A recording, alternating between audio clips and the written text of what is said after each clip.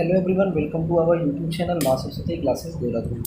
जैसा कि आज का हमारा जो लेसन स्टार्ट होने वाला है, जिसको हम लोग बोलते हैं मोमेंट ऑफ इनर्शिया। देखिए, मोमेंट ऑफ इनर्शिया उन्हीं बच्चों को समझ में आएगा अच्छे से जो आपका पिछला लेक्चर जो मैंने सेंटर ऑफ ग्रेविटी का पूरा लेसन आपको बताया है। पूरे लेक्चर में मैंने सेंटर ऑफ ग्रेविटी किस तरह से निकाला जाता है उनके बारे में मैंने बताया है। इन सब के बारे में एक बार आप फिर से वीडियो देख लीजिएगा जो ना देखा हो। देखिए, आज का जो हमारा टॉपिक है उसका जो नाम है उसको हम लोग बोलते हैं moment of inertia. Moment of inertia देखिए होता क्या चीज़ है, ज़रा इसके बारे में जानिए। जो हमारा टॉपिक है मोमेंट ऑफ इनर्शिया। अब देखिए, मोमेंट ऑफ इनर्शिया का मतलब होता है जड़त्व आघूर्ण। देखिए, आघूर्ण के बारे में हमको कोई डिफिनेशन देने की ज़रूरत नहीं है। इस मोमेंट के बारे में, इस मोमेंट के बारे में आपने पढ़ा है पिछले लेक्चर में, जब हमने मोमेंट तीसरा जो टॉपिक आपका मोमेंट था, मोमेंट के बाद भी कपल था, कपल के बाद आपका सेंटर ऑफ ग्रेविटी था। अब ग्रेविटी के बाद देखिए अगला जो टॉपिक आता है जिसको हम मोमेंट ऑफ इनर्शिया जिसे जड़त्व आघूर्ण कहते हैं। देखिए, आघूर्ण के बारे में आपको पता है। अब देखिए, जड़त्व का मतलब समझिए। जड़त्व का मतलब देखिए एक सिंपल लैंग्वेज में समझिए, इसका मतलब होता है विरोध करना। इसका मतलब क्या होता है? विरोध करना। मतलब ये जो चीज़ें हैं वो क्या करेंगे, किसी भी गति का क्या करेंगे, विरोध करेंगे। यानी अगर आपका सिंपली केवल जड़त्व की डिफिनेशन पूछ दिया जाए तो जड़त्व क्या देखिएगा, वस्तु का वह गुण होता है, मतलब वह प्रॉपर्टी है जिसके कारण अगर कोई गति लीनियर मोशन कर रही है, एक सरल रेखीय गति में चल रही है, तो इस गति का वो क्या करेगा, विरोध करेगा। तो जो गति का विरोध करता है उसी को हम लोग बोलते हैं जड़त्व। जैसे अगर आपका कोई बॉल सिंपल आपका पड़ा हुआ है तो जब तक वो पड़ा रहेगा, जब तक उस पर कोई आप एक्सटर्नल फोर्स ना लगाओ। आपको पता होगा आपको जब तक आप एक बाहरी बल नहीं लगाओगे तब तक वो गति नहीं करेगा, फिर जाते जाते वो कहीं ना कहीं एक रुक जाएगा। तो जो रुकने का जो कारण है वही क्या हो रहा है, उसकी गति का विरोध कर रहा है। तो इसी विरोध को हम लोग क्या बोलते हैं, जड़त्व केवल बोलते हैं। अब जड़त्व आघूर्ण क्या चीज़ होता है? अब जड़त्व आघूर्ण की अगर आपसे कोई बात करे तो जड़त्व आघूर्ण देखिए, आघूर्ण मोमेंट। अब मोमेंट के बारे में आपको पता है क्या होता है? मोमेंट आपको पता होता है कि क्या करे, घूर्ण मतलब जो किसी वस्तु को चारों तरफ घुमा दे या घुमाने का प्रयास करे, टेंडेंसी, तो उसी को हम लोग क्या बोलते हैं, आघूर्ण बोलते हैं। तो यहाँ पर क्या होगा, अब मोमेंट ऑफ इनर्शिया में क्या होगा, यानी वस्तु का वह गुण जो होगा या जो उसकी घूर्णन गति या यूँ कह सकते हो वृत्तीय गति, यानी वृत्तीय गति का विरोध करे, जड़त्व आघूर्ण कहलाता है। यानी अगर कोई वस्तु ऐसे घूम रहा है तो जब ये घूम रहा, मान लीजिए ये गेंद को हम इस तरह से चारों तरफ एक रस्सी से बांध करके इस तरह से घुमा रहे हैं, मान लीजिए यहाँ एक सेंटर है, हम वहीं पकड़ के इसको चारों तरफ से नचा रहे हैं, तो नचाने के बाद फिर हमने बल लगाना छोड़ दिया, फिर एक समय आएगा वो धीरे धीरे कम होते होते होते होते वो रस्सी क्या होगी, रुक जाएगा, कम कर देगा, मतलब वो बंद हो जाएगा। तो यानी उसकी गति का जो विरोध किया, यानी घूर्णन गति का जो विरोध कर रहा है, उसी को हम लोग बोलेंगे जड़त्व आघूर्ण। आई होप आपको जड़त्व आघूर्ण के बारे में समझ में नहीं आ गया, सॉरी, आपको जड़त्व आघूर्ण के बारे में समझ में आया होगा। अगर आपको जड़त्व आघूर्ण के बारे में समझ में नहीं आया होगा तो आप कमेंट करिएगा, हम आपको फिर से इसका एक लेक्चर बना करके आपको केवल आघूर्ण और जड़त्व आघूर्ण के बारे में और बहुत सारे एग्जाम्पल दे करके समझा देंगे। तो देखिए, जड़त्व आघूर्ण बस वही जानिए, अगर कोई वस्तु वृत्तीय गति कर रहा है या घूर्णन गति कर रहा है तो उसकी गति का विरोध करने वाला जो आपका होगा, जो गुण होगा, उसी को हम लोग बोलेंगे क्या, जड़त्व आघूर्ण कहते हैं। तो ये रहा आपका जड़त्व आघूर्ण की परिभाषा। तो ये इतना तो समझ में आ गया होगा जड़त्व आघूर्ण और आघूर्ण के बारे में। अब जड़त्व आघूर्ण और आघूर्ण के बाद अगला जो टॉपिक आपका स्टार्ट होता है, एक आता है जड़त्व आघूर्ण का मान। अब देखिए, अगला जो टॉपिक आपका होता है जिसको हम लोग बोलते हैं जड़त्व आघूर्ण का मान, या हम कह सकते हैं क्षेत्रफल का द्वितीय आघूर्ण। देखिए, क्षेत्रफल का भी कह सकते हैं मास। देखिए, इसको तीन नामों से, द्रव्यमान का द्वितीय आघूर्ण। यानी यहाँ पर हमको जो निकालना है वो हमको निकालना है सेकंड मोमेंट ऑफ इनर्शिया। अब आप जरा देखिए, सेकंड मोमेंट ऑफ, आप कह सकते हैं मास या कह सकते हैं एरिया। हम यहाँ लेके चल रहे हैं इनर्शिया के बारे में, हम बता रहे हैं सेकंड मोमेंट ऑफ इनर्शिया, मतलब आप जड़त्व आघूर्ण का द्वितीय मान आपका कितना होगा। जैसे अगर आपको निकालना हो कि आखिर जो विरोध कर रहा है वो आखिर उसका मान कितना आएगा, तो जरा चलते हैं, इसका हम जरा मान लेकर के चलते हैं। लेकिन हम एक दो क्वेश्चन 3D का भी लगा करके आपको दिखा देंगे। जरा चलते हैं आगे, क्योंकि देखो द्रव्यमान होगा तो जाहिर सी बात उसमें लंबाई चौड़ाई ऊंचाई होगी, क्षेत्रफल अगर होगा तो केवल इसमें लंबाई और चौड़ाई होगी। आपको करना कुछ नहीं है, बस जरा ध्यान दीजिए करना क्या है।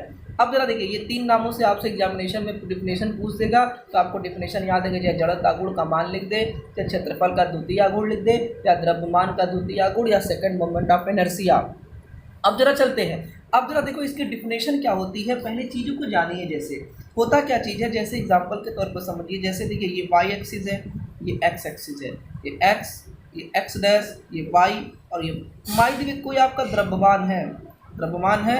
अब आपने देखा यहाँ कोई एक द्रव्यमान है।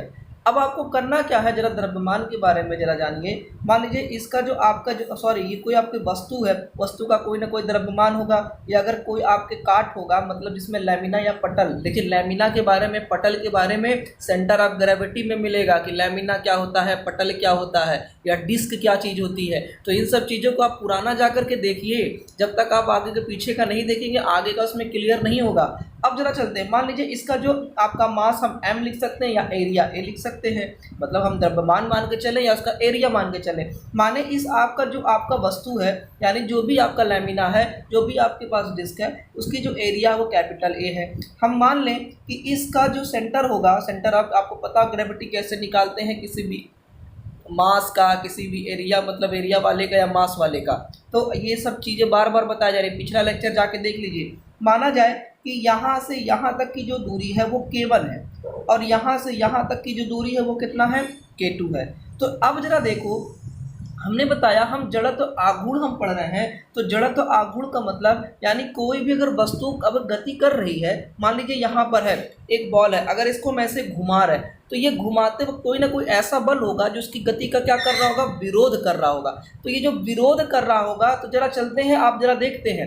अब आपको करना क्या होगा, तो ये माना जाए ये आपका एक एक्स एक्सिस है, ये जो हमारा बॉल है वो कोई ना कोई दूरी होगा आपका एक्स एक्सिस से, तो इसका कोई ना कोई मास या कोई ना कोई क्या होगा, एरिया होगा।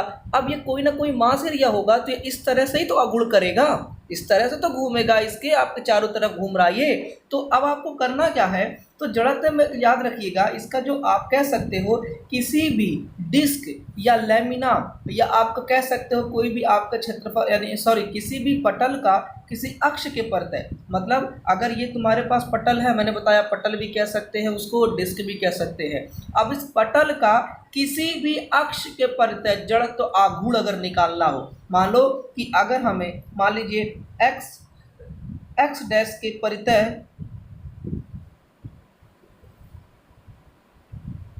पटल, जिसको हमने ए, पटल का जड़त्व आघूर्ण कितना होगा, जो विरोध कर रहा है वो कितना होगा, जड़त्व आघूर्ण।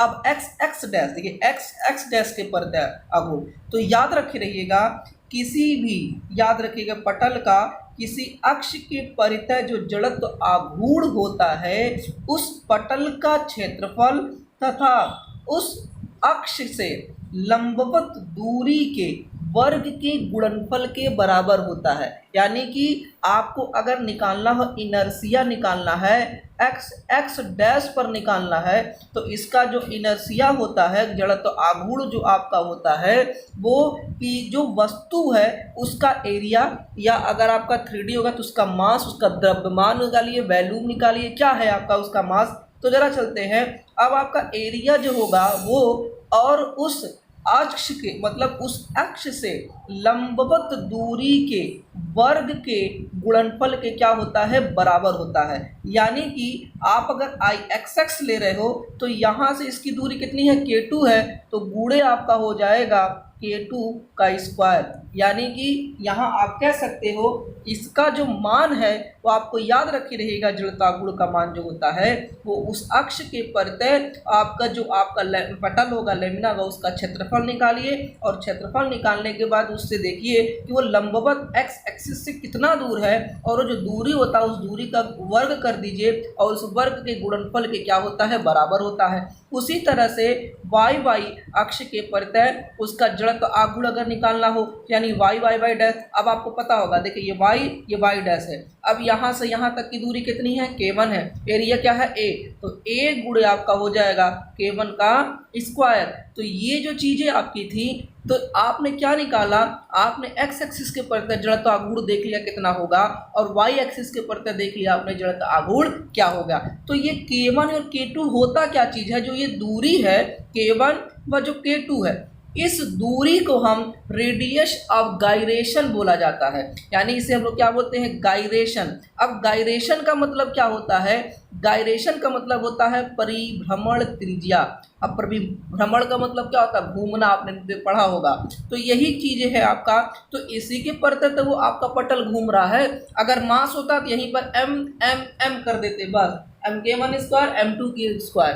तो हमारा जो है लेमिना लेकर के चल रहा है, पटल के बारे में लेकर चल रहा है। तो इस तरह से आपने क्या किया, इस एरिया का आपने देखा वाई वाई एक्सिस की परते उस पटल का आपका जड़त्व आघूर्ण का मान कितना आएगा, और एक्स एक्सिस के परते आपने देखा कि इसका इसका कितना जड़त्व आघूर्ण आएगा। तो इस तरह से अब लेकिन पूछे अगर एग्जामिनेशन में पूछता K1 और K2, तो ये क्या है, गायरेशन, मतलब आपका रेडियस ऑफ गायरेशन है, परिभ्रमण त्रिज्या है। अब एग्जामिनेशन में कभी कभी आपसे पूछ देता है कि परिभ्रमण त्रिज्या की जरा डिफिनेशन बताइए। तो एग्जामिनेशन में आपको रेडियस ऑफ गायरेशन की, तो आप देख रहे हो रेडियस ऑफ गायरेशन आप यहीं से निकाल सकते हो। तो K2 बराबर क्या हो जाएगा, √I एक्स डैश अपॉन ए हो जाएगा, पता होगा। आप डायरेक्ट हम लिख सकते हैं K बराबर I/A, तो लिख सकते हैं कि नहीं लिख सकते हैं भाई, या K बराबर I/A लिखो या K बराबर I/M लिखो। अगर क्या निकाल रहे हो, अगर आप द्रव्यमान का द्वितीय गुण निकाल रहे हो तो मास को लेकर चलेंगे, द्रव्यमान को मास तो इसे M से रिप्रेजेंट करते हैं। हम पटल का लेकर चल रहे हैं क्षेत्रफल का, तो इसमें लेमिना एरिया को देख रिप्रेजेंट कर रहा है। तो यानी कि आप यहीं से फार्मूला इसका लिख सकते हो कि परिभ्रमण त्रिज्या K बराबर √I/A। अब आप बताइए I क्या है, I क्या है, जड़त्व आघूर्ण इनर्शिया है, ये आपको पता है, जड़त्व आघूर्ण है ये। A क्या है, क्षेत्रफल है, और ये तो आपको पता है रूट है। तो आप यहीं देख करके ही आप क्या कर सकते हो, उसका हम परिभाषा जो है वो लिख सकते हैं। परिभाषा क्या है, जरा आप खुद देखिए अपनी परिभाषा। जो परिभ्रमण त्रिज्या है किसी अक्ष से वह दूरी, किसी अक्ष से वह दूरी, यानी जो आप देख रहे हो कोई चीज़ है, मान लीजिए यहाँ से यहाँ तक की दूरी K है और इसका एरिया A है, मान लीजिए x, ये x लेस किसी भी अक्ष से, चाहे x हो चाहे y हो। तो जो आपका ये जो वस्तु है, जो पटल है, उसकी किसी अक्ष से क्या है दूरी, किसी अक्ष से वह दूरी जिसके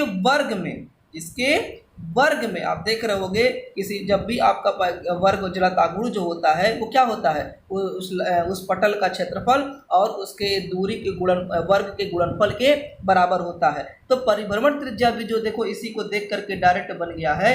तो कह रहा है जिसके वर्ग परिभ्रमण त्रिज्या जो होता है तो उस किसी अक्ष की वह दूरी होता है जिसके वर्ग में किसी वस्तु के क्षेत्रफल से गुणा कर दिया जाए, तो हमें उस वस्तु का जड़त्व आघूर्ण प्राप्त होता है। यानी परिभ्रमण त्रिज्या आपकी क्या चीज़ है, जरा देख रहे हो। तो परिभ्रमण त्रिज्या आप देख रहा, तो K बराबर √I/A। तो इस तरह से आपने परिभ्रमण त्रिज्या रेडियस ऑफ गायरेशन के बारे में जान लिया। तो परिभ्रमण त्रिज्या वही है, यानी वह दूरी होता है कि जिसकी मतलब अगर इसकी दूरी, परिभ्रमण त्रिज्या वह दूरी होता है जिसके वर्ग में, अगर जिसके परिभ्रमण त्रिज्या को अगर वर्ग कर दिया जाए, इसके वर्ग में किसी वस्तु के क्षेत्रफल या किसी वस्तु के मास से गुणा कर दिया जाए, तो उस वजह से हमें क्या मिलता है, उस वस्तु का जड़त्व आघूर्ण प्राप्त होता है। मतलब परिभ्रमण त्रिज्या यही चीज़ है कि अगर आप इसे एरिया से गुणा कर दो और ये आया तो फिर आप इससे कर दो, मास से कर दो, तो हमें उस वस्तु का जड़त्व आघूर्ण प्राप्त हो जाता है। तो K बराबर √I अपॉन क्या होता है, A। तो इस तरह से आपका देखिए ये टॉपिक भी आपका खत्म हो गया।